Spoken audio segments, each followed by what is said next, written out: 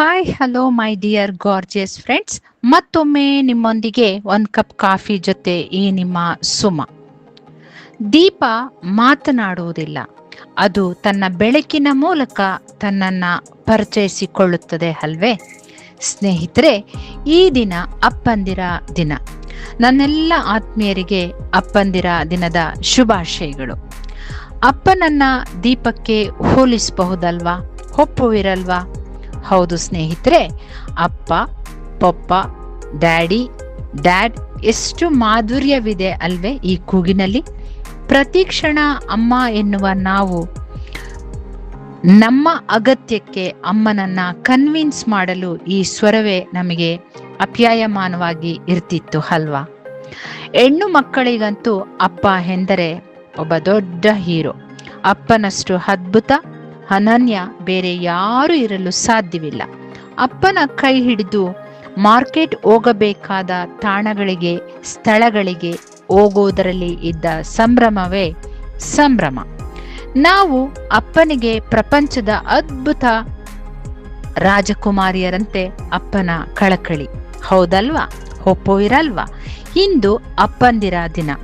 ನಾವು ಅಪ್ಪಂದಿರ ನೆನಪಿನಲ್ಲಿ ಅಪ್ಪಂದಿರಿಗೆ ಗೌರವ, ಪ್ರೀತಿ ತೋರಿಸಿದರೆ ಜೀವಂತ ಇರುವ ಅಪ್ಪಂದಿರನ್ನ ಗಮನಿಸಲು ಆಗದಷ್ಟು ಬ್ಯುಸಿ ಜೀವಿತದಲ್ಲಿ ಇರುವ ಜನರೇಷನ್ನ ಕೂಡ ನಾವು ಪ್ರಸ್ತುತವಾಗಿ ನೋಡ್ತಿದ್ದೇವೆ. ನಮ್ಮ ಯಂಗ್ ಏಜ್ನಲ್ಲಿ ಅಪ್ಪಂದಿರ ದಿನ ಎಂದೇನು ವಿಶೇಷವಾಗಿ ಇರಲಿಲ್ಲ. ಆದರೆ ಅಪ್ಪನಿಗೆ ಸಲ್ಲಬೇಕಾದ ಗೌರವ, ಪ್ರೀತಿ, ಗಂಭೀರತೆಯಲ್ಲಿಯೇ ಖಂಡಿತ ಕೊಡುತ್ತಿದ್ದೆವು. ನಾವು ಇಂದು ಅಪ್ಪಂದಿರ ದಿನ ಶುಭಾಶಯಗಳನ್ನ ಹೇಳುವ ಅಷ್ಟೇಕೆ ಎಷ್ಟೋ ಯಂಗ್ ಜನರೇಷನ್ಸ್ ಸ್ಟೇಟಸ್ ರೀಲ್ಸ್ಗಾಗಿ ತಂದೆಯರ ದಿನ ಮಾಡುವ ಡ್ರಾಮೆಟಿಕಲ್ ಹುಚ್ಚಿಗೆ ಒಳಗಾಗಿದ್ದಾರೇನೋ ಅನಿಸುತ್ತೆ. ಕಾರಣ, ಮಿಕ್ಕ ದಿನಗಳಲ್ಲಿ ಅಪ್ಪನ ನೆನಪು ಇರೋಲ್ಲ.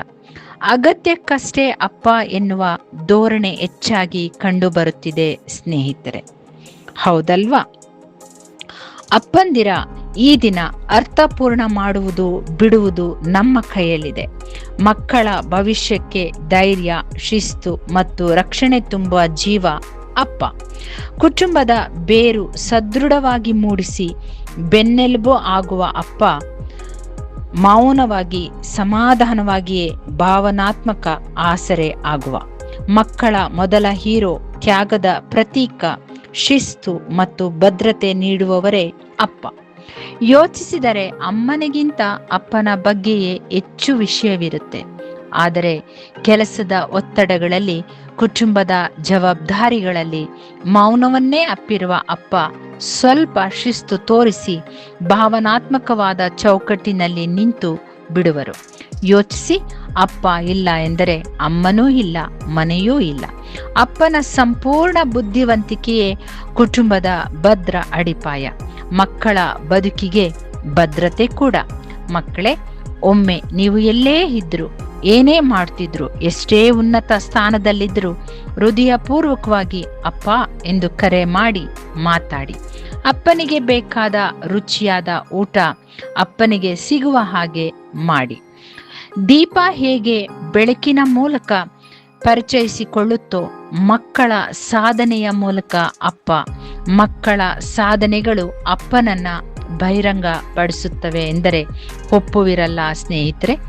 ಮರುಪಾವತಿ ಇಲ್ಲದ ಜಗತ್ತಿನ ಏಕಮಾತ್ರ ಬ್ಯಾಂಕ್ ಅಪ್ಪ ಎಂಬುದನ್ನ ಮರಿಬೇಡಿ.